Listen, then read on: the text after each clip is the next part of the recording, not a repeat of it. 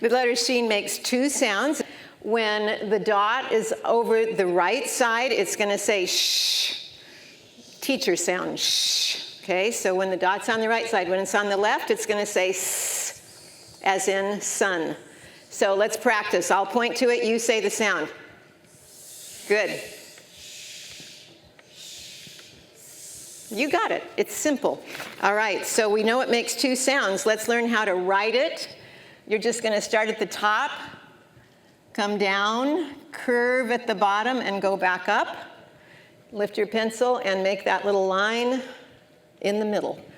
So one more time, start at the top, come down, curve around the bottom line, go back up, and make the line in the middle. And then you'll put your dot over whichever side is appropriate for the sound you're making. Okay, so do you know that attached to every Jewish household on their doors is a, and you're going to read it now. Okay, so here starts the word. So what's the first sound? Mezuzah. Now say it. Mezuzah. So attached to every Jewish home is a mezuzah, and inside the mezuzah is a copy of the, let's read it, Shema, right? Okay, so inside the mezuzah is a copy of the Shema, and on every mezuzah is a Shin. Why? All right. All right, so here we have Shomer, which means guardian.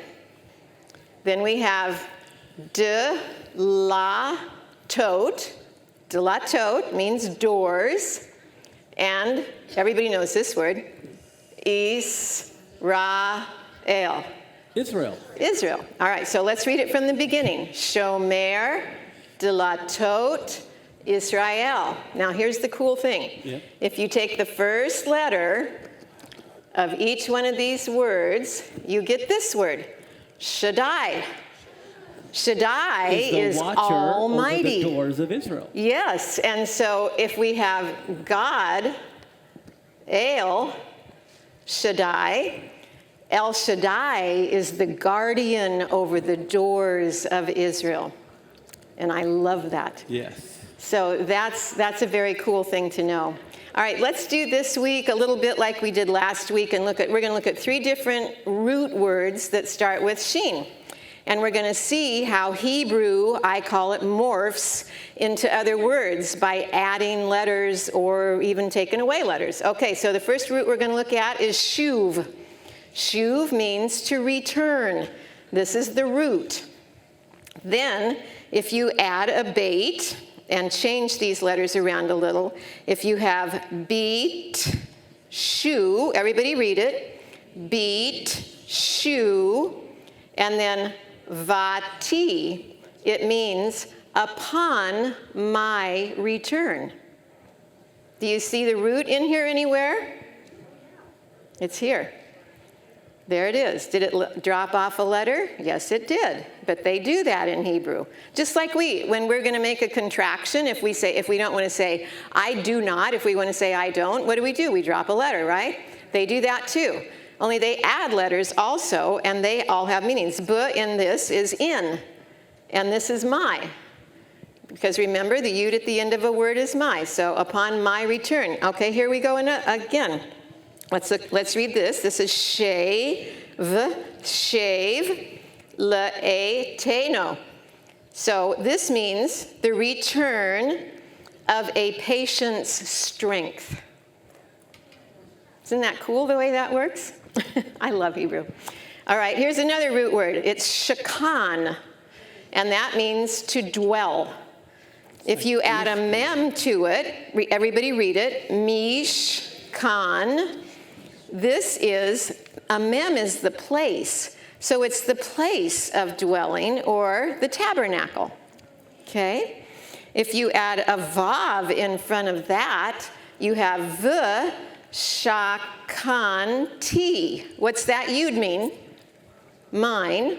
So the Lord is saying that he may dwell, that I may dwell among you is what he's saying.